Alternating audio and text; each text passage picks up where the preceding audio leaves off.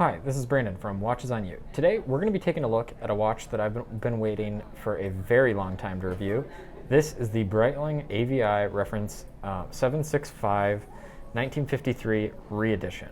And before I do the review, I want to mention that I just released a new watch that I designed based on, it's basically a mechanical version of the original watch I designed, which was the Hoagland & Sons Mark I chronograph. This is the Mark II chronograph, and it has a mechanical column wheel chronograph movement. And it is very, very cool. I'm really excited to release this. It's been a really fun process to design my own watches, kind of based on my experiences in creating this channel and kind of incorporating my favorite features of a watch into my own designs. I'll drop a link in the description if you want to take a look at this or inquire about purchasing it. So let's move on with the rest of the review. So this is the Breitling AVI Reference 765 1953 re-edition.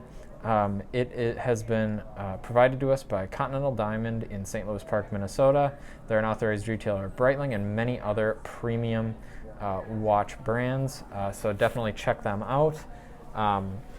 And they've got a great selection. I actually just reviewed the new Omega Speedmaster Moonwatch Professional, which is an extremely hard to get piece, but they have one, so I was excited to be able to do that. But let's move on with this watch. So this watch is a re-edition of the original Breitling 765 AVI, and it shares many of the same features. It has the pretty much the exact same case. The only difference is that it does not say Geneve on the dial, and then also the water resistance has been increased to 30 meters. And so you're really getting a reissue that's pretty true to the original form, and I like that. The movement has been upgraded, but the upgrades are definitely worth it. It's got a 70-hour power reserve. It's the Breitling B09 movement. And now I'll kind of move on to my opinions overall about this piece. So I was really stunned when I saw this in person. I knew I would like it from the photos online, but it really, you can't really describe it in person. It's very, very nice. It has a beautiful Hesselite crystal.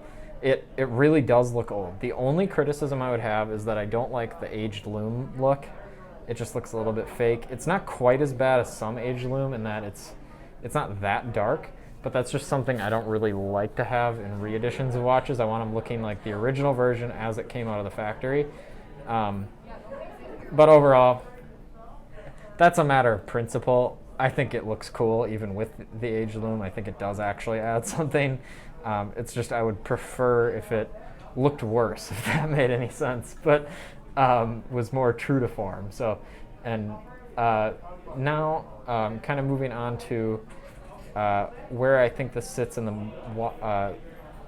marketplace. This watch is available for around $8,600. That is pretty expensive, but I think that people would make the mistake of comparing this watch with the Moonwatch, and specifically the new Speedmaster Professional Moonwatch. They would fill pretty similar gaps in the market. The Moonwatch is obviously substantially cheaper, at thousands of dollars cheaper, depending on which version you go for. But I think that that's a bit of a mistake. Number one, this is a limited edition of 1,953 pieces, which is that is a true limited edition for how nice this watch is. It's not really, that would be a large number if it was some obscure, model that not that many people would be interested in, but I think people would be really interested in this piece. And I think that its biggest competitor really is the Breguet Type 20. Obviously not pre-owned, because the Breguets go for around, well, depending on what version you want, probably $4,500 to $6,500 for a steel, depending on if you get the transatlantic or the Aeronavale. And I actually owned a transatlantic, and I definitely prefer this watch for a few reasons. Even though this watch is not a flyback, number one, I didn't really use that feature on the Breguet, obviously, anyways. Frankly, not that many people actually use their chronographs out of necessity. You can use your phone to time things, but that's obviously not the point. But it was a cool feature to have and kind of show off. So But the thing I prefer about this is I think the design just looks better overall, and also it's a lot thinner than the Breguet was, just because of the fact of how the Breguet movement was made, where it's kind of a layered approach, where you were stacking features on top of a different movement. I think that this watch, given that it has an in-house movement that was specifically made to have these functions, I think that it's a lot thinner. It definitely fit under a shirt cuff. And I think it's a little bit more practical than the Breguet overall. And also, like, the servicing is going to be a lot cheaper for this watch than it would be for the Breguet. And there's a lot more Breitling dealers than there are Breguet dealers, in my opinion. And a big thing that seems very small with this watch that is quite important is the Loom Pip. On the Breguet Type 20s, there's a Loom Pip at the 12 o'clock mark on the bezel. And this often pops off and can really reduce the value of your watch. Breitling did not decide to add this, and some people might say, well, that's a pretty useful feature if you're flying at night or whatever. But I'm actually kind of happy that they didn't, because that's not going to be something anyone will have to deal with, is worrying about that Loom Pip. Also, the Loom Pip on the Breguet is pretty significant for another reason. Because of the fact that it's on there, it's very difficult to repolish the bezel, and because if you polished it with the Loom Pip on there, it would probably break off the Loom Pip or grind it down. But with this, it'd probably be a little bit easier to do. Also, I mean, there is still the concern of the paint on the numbers, which often can kind of wear away, but still, I think that the fact that it doesn't have the Loom Pip makes things easier. So that's my comparison of this watch with the Breguet Type 20. The other thing is the bezel feels a lot nicer than on the Breguet Type 20s. It feels a lot higher end. It's a very nice click. I would compare it to a GMT Master Rolex and how it feels. It's not quite as, it's a little bit easier to turn this than it is on the Rolex, but overall, like, the clicks feel pretty similar between those watches.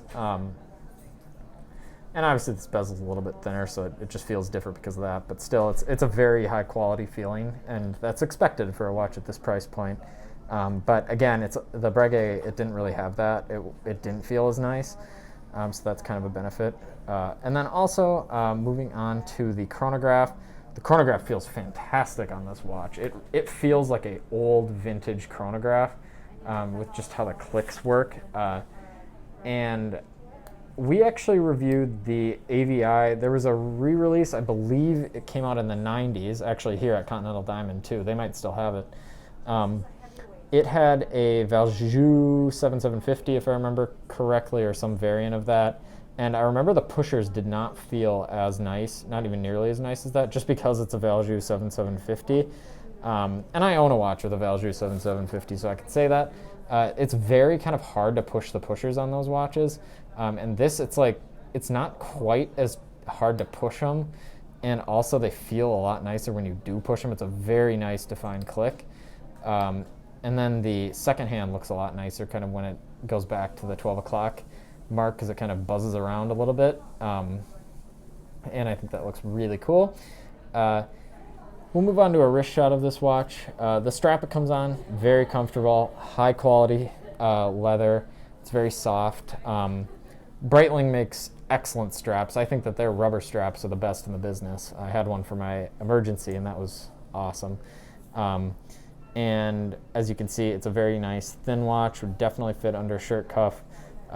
It, I think, looks great. It's got a 41 millimeter case, in case I forgot to mention that earlier, which would fit most people's wrists. I have about a 6.5 inch wrist in diameter, if that helps. So overall, this is a great watch. Check out Continental Diamond and reach out to them if you're interested in purchasing this piece. Thank you for watching this video.